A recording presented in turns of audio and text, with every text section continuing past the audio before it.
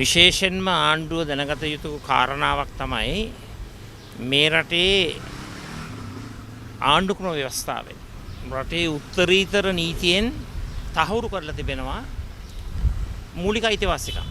ඒ මූලික අයිතිවාසිකම් තුළ භාෂණයේ අයිතිය තිබෙනවා. අදහස් ඉදිරිපත් කිරීමේ අයිතිය තියෙනවා. Taman විශ්වාස කරන මතයක් දැරීමේ අයිතිය තිබෙනවා. ඉතින් ඒ අයිතිය කිසිම කෙනෙකුට උදුර ගන්න බෑ. නිසා ඇත්ත වශයෙන්ම අපි දකින්නේ මේ වගේ ක්‍රියාවන් ප්‍රජාතන්ත්‍රවාදයට විරුද්ධව එල්ල කරන මරුපහරක් හැටියට. මේක ප්‍රජාතන්ත්‍රවාදී රටක නොතිබිය යුතු දෙයක්.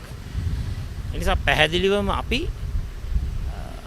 අනුරුද්ධ බණ්ඩාර මහත්මයා ඇතුළු මේ රටේ සමාජ ක්‍රියාකාරකීන්, සිවිල් පුරවැසියන්, සිවිල් සමාජය, ඒ වගේම සාමාන්‍ය පුරවැසියන් සියලු දෙනාගේම මානව අයිතිවාසිකම් වෙනුවෙන් අපි පෙනී සිටිනවා.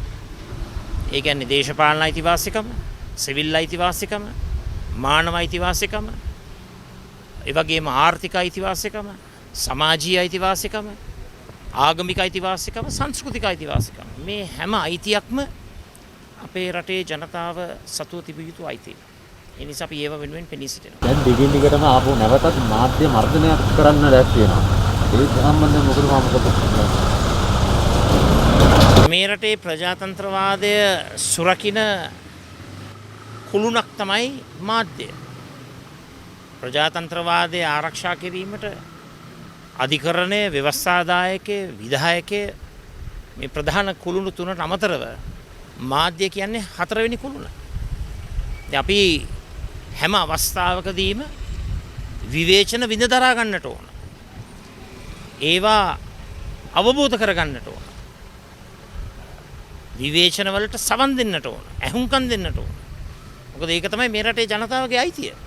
මේ රටේ ජනතාවට තියෙනවා අදහස්, උදහස්, යෝජනා, චෝදනා, විවේචන. ඒ හැම දෙයකටම අපේ රටේ ඉඩක් තිබෙනවා. ඒ ඉඩ අහුරන්න හොඳ නැහැ. ඒ ඉඩ අහුරපු හැටි අපි යන්නේ ඒකාධිපතිත්වයකට, ආඥාදායකත්වයකට. අපේ රටේ ඒකාධිපතිත්වයකට ඉඩක් නැහැ. අපේ රටේ ක්‍රියාත්මක වෙන්නට ඕන ප්‍රජාතන්ත්‍රවාදී ක්‍රමවේදය. ඒ නිසා මේ රටේ පුරවැසියන් ලක්ෂ 220කගේ ඒ ප්‍රජාතන්ත්‍රවාදී අයිතිය, ඒ භාෂණයේ අයිතිය, විශේෂයෙන්ම මාධ්‍ය නිදහස අපි සුරකින්නට ඕන. අපි අදහස් කරනවා මාධ්‍ය නිදහස වෙනුවෙන් පැහැදිලිවම වෙනමම නීති රාමුවක් අපි නිර්මාණය කරන්නට ඕන. නිදහස ප්‍රවර්ධනය කරන්න, සීමා කරන්නට නොවේ, වැඩි කරන්න. කියන මාධ්‍ය නිදහස දැන් මේගොල්ලෝ කියන්නේ ආණ්ඩුව විවේචනය කරන ඉඳන් දැන් මේ වගේ මේ පොලිසත් අඩංගුවට ගන්නවා දැන් මේ වගේ දේවල් ඔය ඉතින් අපි ඉන්නවා මේ රට වෙනුවෙන්, රටේ ජනතාව වෙනුවෙන් කතා කිරීමේ නිදහස වෙනුවෙන්, මාධ්‍ය වෙනුවෙන්, මාධ්‍ය වේදීන් වෙනුවෙන් අපි පෙනී සිටිනවා. පෙනී සිටින විතරක් නෙවෙයි අපි ඔබතුමන්ලාගේ අයිතිය වෙනුවෙන්, රටේ පුරවැසි අයිතිය වෙනුවෙන් අපි ප්‍රජාතන්ත්‍රවාදීව, සාමකාමීව, රටේ නීතියට ගරු කරලා අපි ඒ ඉලක්කය වෙනුවෙන් සටන් කරන්නට අපි සැදී පැහැදී සිටිනවා. ඒ වගේම මම විශේෂයෙන්ම කියන්න කැමතියි අප රටේ සියලුම ජනතාවට කරුණා කරලා ඔබගේ හිතේ අදහසක් තිබේ නම්, ප්‍රජාතන්ත්‍රවාදී අදහස්, ඔබගේ සිතේ ඔබ දරන මතයක් තිබෙනවා නම්, රටේ නීතිය තුල මතය, ඒවා ඉස්මතු කරන්නට බය වෙන්න එපා. නොබියව පෙරටෙන්න. ඒ වගේම තමන්ගේ අදහස්, යෝජනා, තමන්ගේ චින්තනය, දර්ශනය ඉදිරිපත් කරනකොට රටේ නීතියට ගරු කරමින් ප්‍රජාතන්ත්‍රවාදය, සාමය, සංහිඳියාව, සහෝදරත්වය මේ සියල්ලක්ම රැකගනිමින්, රටේ නීතියට ගරු කරමින් ඒ තම තමන්ගේ අදහස් සාමකාමීව ඉදිරිපත් කරන්නට හැමෝම එක රාශි වෙන්න. කවුරුත් පාරට බහින්න බය වෙන්න හොඳ නැහැ. නමුත් පාරට බහැලා කතා කරනකොට අපි බොහොම විනීතව, සංවරශීලීව කටයුතු කරන්නට ඕන. අතරමඟ රන් වෙන පුද්ගලයාට දැන් උපත් පොලිසිය කියන්නේ මේ විධානව කියනවද? මට දැනගන්න තිබෙන ආරංචි අනුව මේවා ආරංචි විතරයි. ඒ නිසා මම හිතන්නේ හොඳම දේ තමයි නිත්‍යානුකූලවම පොලිසියෙන් මේ කරුණු කාරණා දැනගන්න එක. දණ්ඩ නීති සංග්‍රහයේ 120 වෙනි වගන්තියට අනුව උසාවියට ඉදිරිපත් කරනවා කියන කාරණාව තමයි අපිට දැනගන්න ලැබිලා තිබෙන්නේ.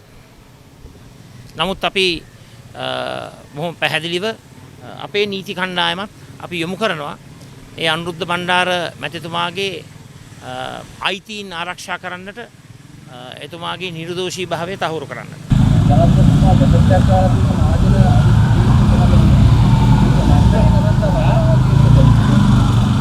කරන්න හදනව නෙවෙයි ඒක මර්ධනයක්. ඒක මේ වෙලාවේ ඇත්ත වශයෙන්ම නුසුදුසු ක්‍රියාවක්. මොකද මේ රටේ ජනතාවට කතා කිරීමේ අයිතිය, අදහස් ඉදිරිපත් කිරීමේ අයිතිය, ප්‍රජාතන්ත්‍රවාදීව සංවිධානය වීමේ අයිතිය ඒ සියල්ලක්ම තිබෙනවා. ඒ අයිතීන් ආරක්ෂා කරන්නට ඕන. ඒ නිසා බොහොම පැහැදිලිව කවුරු මොන මර්ධනකාරී පියවරන් ගත්තත් මේ රටේ ජනතාවගේ මූලික අයිතිවාසිකම් වෙනුවෙන් පෙනී සිටින්නට අපි අනිවාර්යයෙන්ම සිටිනවා. අපි පෙරට එනවා. අපි නොබියව නොපසුබටව ඒ යුතුයකම් ඉෂ්ට කරන්නට සූදානම්. නීතිඥ තිසත් විජයගුණවර්ධන සමගී ජනබලවේග පක්ෂයේ නීති ලේකම් තරුණ සමාජ ක්‍රියාකාරී උගත් මහත්මයෙක්ම අද පොලිසිය භාරයට අරගෙන තියෙනවා ගෝටා ගෝ හෝම් කියලා පෝස්ටුවක් මේ සමාජ මාධ්‍යවලට මුදාහැරියා කියන චෝදනාව උඩ.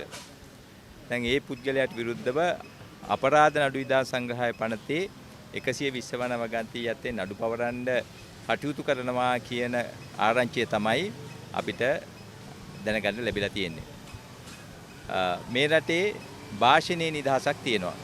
ඒ නිදහස ආණ්ඩුක්‍රම ව්‍යවස්ථාවේ 14 වෙනි වගන්තියෙන් ආණ්ඩුක්‍රම ව්‍යවස්ථාවේ 14 වෙනි වගන්තියෙන් තහවුරු කරලා තියෙනවා. දැන් මේ භාෂණයේ නිදහස සමග තමයි මේ දඬු සංග්‍රහයේ 120 වෙනි වගන්තිය අත්නිරූපණය කරන්න ඕනි. මේ භාෂණයේ නිදහස තවත් පනතකින් නැතිකරන්න පුළුවන් කමක් නැහැ. අනික් එක මේ ගෝටා ගෝ හෝම් කියලා පළ කරා කියලා ඒකෙන් මේ මහජන කලබලයක් ඇති වුණා කියලා පෙන්වන්න කිසිම සාධකයක් නැහැ. කොහොමද මේ රටේ මිනිසුන්ට මේ රටේ සමාජයේ තියෙන ප්‍රශ්න පිළිබඳව කතා කරන්න ආණ්ඩුවට විරුද්ධව වුණත් තමුන්ගේ තියෙන සිතුවිල්ල ප්‍රකාශ කරන්න අයිතියක් තියෙනවා.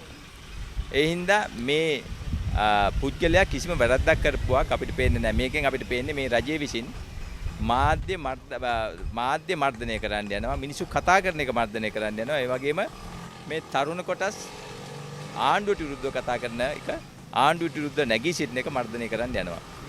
ඒ අර මේ ගන්න ක්‍රියාමාර්ගවල කිසිම නීතිමය වළංගුභාවයක් නැහැ.